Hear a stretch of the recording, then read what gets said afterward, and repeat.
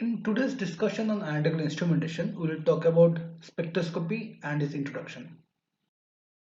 The contents of this discourse are introduction, type of radiative energy, nature of interaction, major phenomenon of spectroscopy, theory of spectroscopy, radiation source, optical filters, monochromators, and detectors. Spectroscopy is the study of the interaction between matter and electromagnetic radiation as a function of the wavelength or frequency of radiation. Spectroscopy is the use of the absorption, emission, and scattering of electromagnetic radiation by matter to qualitatively and quantitatively study the matter or to study the physical processes. The matter can be atoms, molecules, atomic or molecular ions, or solids. Historically, spectroscopy originated as the study of the wavelength dependence of the absorption by gas phase matter of visible light dispersed by a prism. The interaction of radiation with matter can cause redirection of the radiation and or transitions between the energy levels of the atoms or molecules. Matter waves and acoustic waves can also be considered forms of radiative energy. Recently, gravitational waves have been associated with a spectral signature in the context of Laser Interferometer Gravitational Wave Observatory, that is LIGO. Spectroscopy, primarily in the electromagnetic spectrum, is a fundamental explanatory tool in the fields of physics, chemistry, and astronomy, allowing the composition, physical structure, and electronic structure of matter to be investigated at the atomic, molecular, and macro scale and over astronomical distances.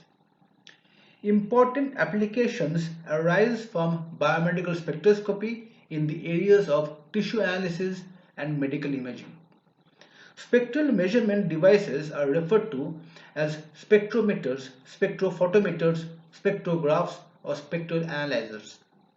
Spectroscopy is used in physical and analytical chemistry because atoms and molecules have unique spectra. Spectroscopic studies were central to the development of quantum mechanics. Max Planck's explanation of blackbody radiation, Albert Einstein's explanation of photoelectric effect, and Niels Bohr's explanation of atomic structure and spectra are all related to the spectroscopic studies. Here in this image, by courtesy of Pasco, we see the basic block diagram of a spectroscopy setup. What we have here is an emitter of EM radiation, a sample, a spectrometer, and finally a readout or display unit. Spectroscopy types are disguised by the type of radiative energy involved in the interaction. There are primarily four types of radiative energies: electromagnetic radiation comprising the entire spectral band, particles because of their de Broglie waves, acoustic spectroscopy involving radiated pressure waves, and dynamic mechanical analysis employed to impart radiating energy similar to acoustic waves and particles. Spectroscopy is distinguished by the nature of interaction between the radiative energy sources and the material. There are basically three types of interaction, but extended there can be seven. Those are absorption spectroscopy, emission spectroscopy, elastic scattering or reflection spectroscopy, inelastic scattering, impedance spectroscopy, coherent or resonance spectroscopy, and nuclear spectroscopy. There are three major phenomena in spectroscopy, and those are absorption, emission, and scattering. The transition from a lower energy level to a higher energy level with transfer of energy from the radiation field to an observer, atoms, molecules, or solids is known as absorption. A transition from a higher energy level to a lower energy level with transfer of energy from the emitter to the radiation field is known as emission. If no radiation is emitted, the transition from the higher to the lower energy levels is called non-radiative decay. Redirection of light due to the interaction with matter is called scattering. Scattering might or might not occur with the transfer of energy. That is, the scattered radiation might or might not have a slightly different wavelength compared to the light incident on the sample. To reiterate, the three major phenomena in spectroscopy are absorption, emission, and scattering. The picture here shows the phenomenon of absorption and the phenomenon of emission, with absorption of energy and emission of energy. In atomic absorption, matter can capture electromagnetic radiation and convert the energy of a photon to internal energy. The process is called absorption. Energy is transferred from the radiation field to the absorbing species. We describe the energy change of the absorber as a transition or an excitation from a lower energy level to a higher energy level. Since the energy levels of matter are quantized, only light waves are of sufficient energy that can cause transitions from one level to another will be absorbed. Absorption spectroscopy is one way to study the energy levels of the atoms, molecules, and solids. An absorption spectrum is the absorption of light, and it is a function of the wavelength. The spectrum of an atom or molecule depends on the energy level structure, making absorption spectra useful for identifying the compound. In atomic emission, atoms, molecules, or solids that are excited to higher energy levels can decay to lower levels by emitting radiation, emission, or luminescence. For example, for atoms excited by a high temperature energy source, this light emission is commonly called atomic or optical emission, and for atoms excited with light, it is called atomic fluorescence. For molecules, it is called fluorescence if the transition is between states of the same spin, and called phosphorescence if the transition occurs between states of different spin. Separate documents describe molecular fluorescence, which can be done with compact instruments and laser-induced fluorescence.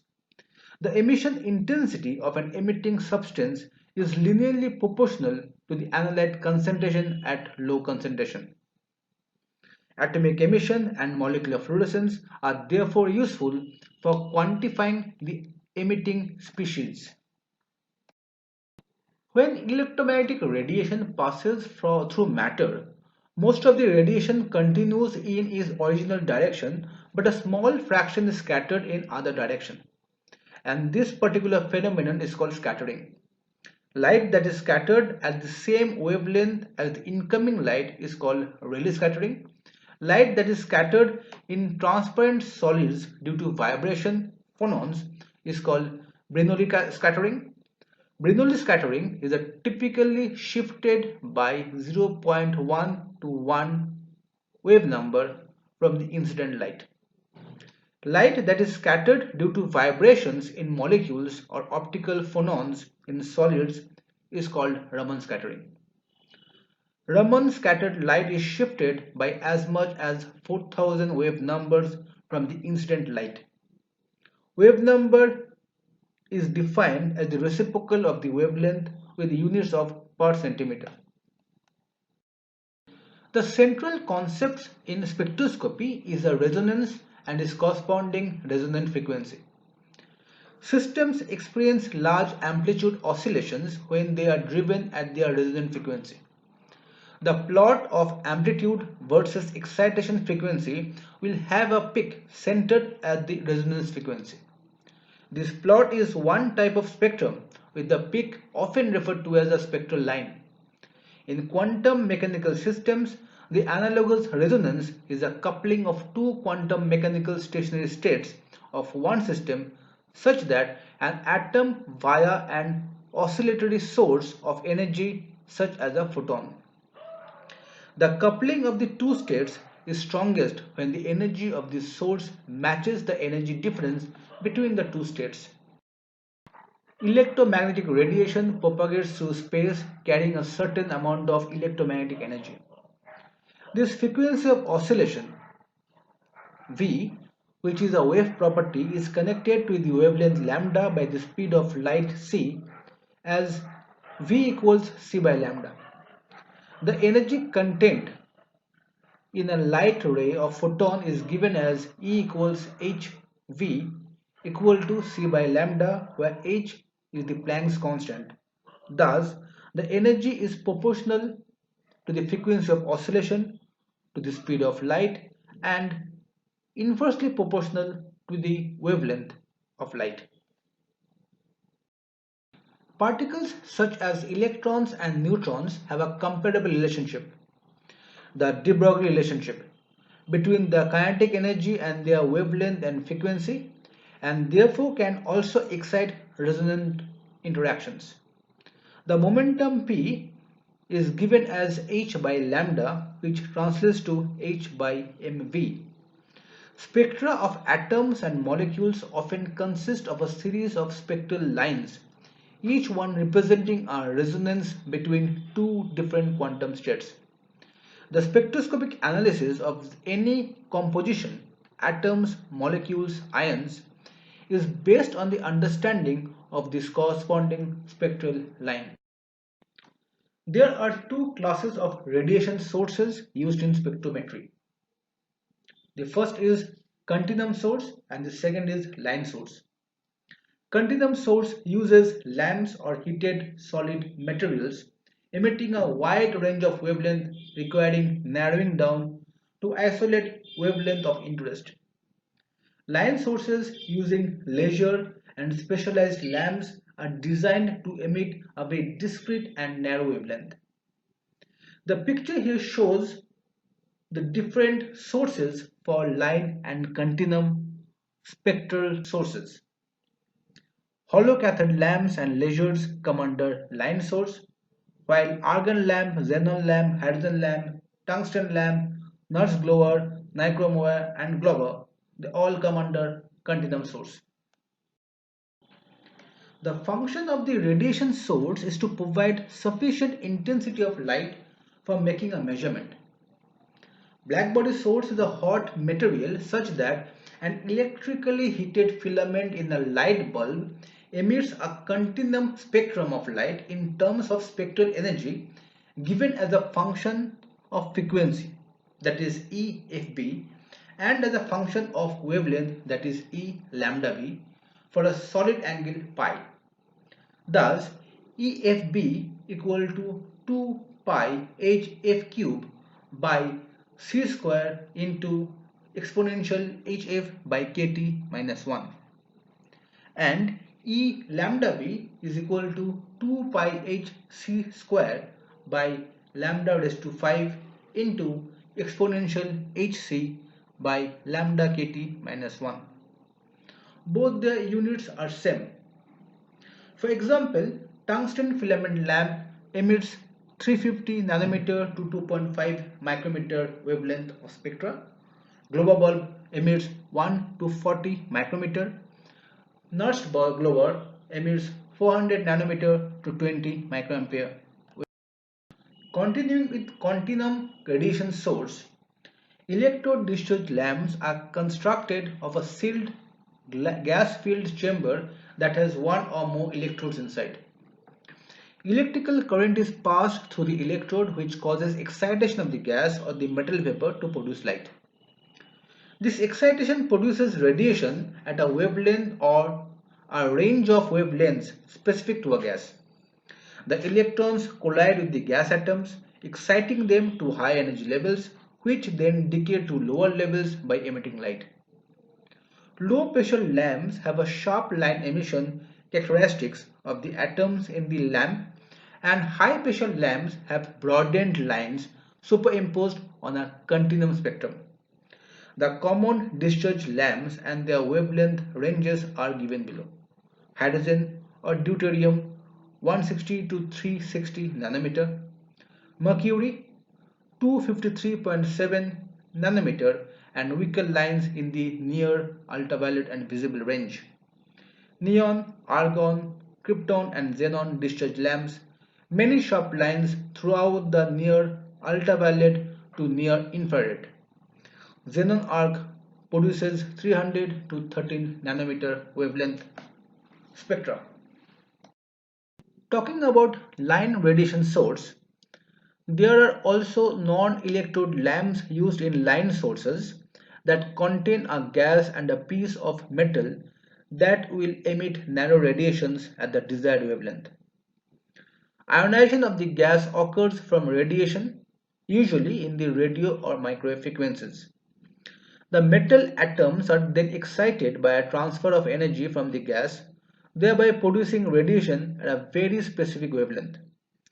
Laser sources acting as line source work by externally activating a lasing material so that photons of a specific energy are produced and aimed at the material. This triggers photon production within the material with more and more photons being produced as they reflect inside the material. As because all the photons are of equal energy, they are all in phase with each other so that the energy and the wavelength are isolated and enhanced. The photons eventually are focused into a narrow beam and then directed at the sample. Optical filters play a significant role in spectroscopy. An optical filter is a device that selectively transmits light of different wavelengths, usually implemented as a glass plane or plastic device in the optical path, which are either dyed in the bulk or have interference coatings. The optical properties of filters are completely described by their frequency response, which specifies how the magnitude and phase of each frequency component of an incoming signal is modified by the filter. A filter must meet the following two requirements. First, high transmittance at the desired wavelength and low transmittance at other wavelengths. And filters are broadly classified into two categories: absorption filter and interference filter. Speaking of absorption filters are essentially glass filters that are dyed or pigmented gelatin resins. Like any other filter, absorptive filters allow light of certain wavelength to pass through them. These are mostly used to filter unwanted wavelengths. The absorption is a function of the filter's thickness and the amount of dye present in the glass or gelatin matrix. They are commonly utilized to block a certain band of wavelength and are also useful for transmitting long wavelengths and blocking shorter ones. The absorption type optical filter usually consists of color media including color glasses, colored films, gelatin, and solutions of colored substances. This type of filters have a wide spectral bandwidth which may be 40 to 50 micrometer in width at one half the maximum transmittance. The efficacy of transmission is very poor and only of the order of 5 to 25%. Interference filter is another type of optical filter. It usually consists of two semi-transparent layers of silver deposited on glass by evaporation in vacuum and separated by a layer of dielectric, for example zinc sulfide or magnesium fluoride. In this arrangement, the semi-transparent layers are held very close to each other. The spacer layer is made of a substance which is of low refractive index. The thickness of the dielectric layer determines the wavelength to be transmitted.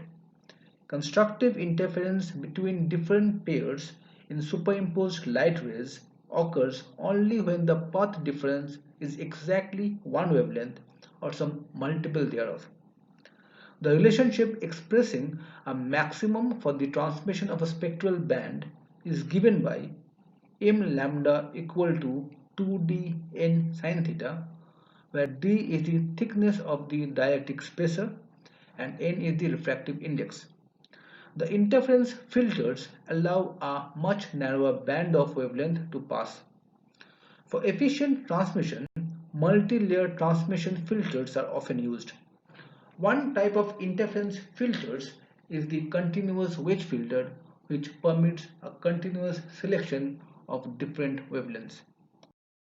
A monochromator is the third essential part of a spectroscopy. A monochromator is an optical device that transmits a mechanical selectable narrowband of wavelength of light or other radiation chosen from a wider range of wavelengths available at the input. The name comes from the Greek root mono, that is single, and chroma means color, with the Latin suffix ater denoting an agent. Monochromator are optical systems which provide better isolation of spectral energy than optical filters and are therefore preferred in cases where it is required to isolate narrow bands of radiant energy.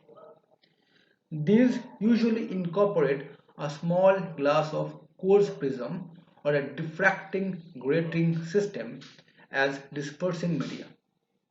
Prism monochromator is one such monochromator, and the isolation of different wavelengths in a prism monochromator is based upon the fact that the refractive index of materials is different for radiation of different wavelengths. If a parallel beam of radiation falls on a prism, the radiation of two wavelengths of different measure will be bent through different. Diffraction grating is another type of monochromator that consists of a series of parallel grooves ruled on a highly polished reflecting surface, and it acts as a monochromator. When the grating is put into a parallel radiation beam so that one surface of the grating is illuminated, this surface acts as a very narrow mirror. The reflected radiation from this grooved mirror overlaps the radiation from the neighboring grooves. The waves would therefore interfere with each other. On the other hand, it could be that the wavelength of radiation is such that the separation of the grooves in the direction of radiation is a whole number of wavelengths. Then the waves would be in phase and the radiation would be reflected undisturbed. Holographic grating is another type of monochromator. These have superior performances in reducing straight lights as compared to diffraction grating. Holographic gratings are made by first coating a glass substrate with a layer of photoresist, which is then exposed to interference fringes generated by the intersection of two collimated beams of laser light. When the photoresist is developed, it gives a surface pattern of parallel grooves. When coated with aluminium, this becomes a diffraction grating. Detectors play a very significant role in spectroscopy. Detectors are transducers that transform the analog output of the spectrometer into an electrical signal that can be viewed and analyzed using a computer. Mainly there are two types of detectors, photon detector and thermal detector.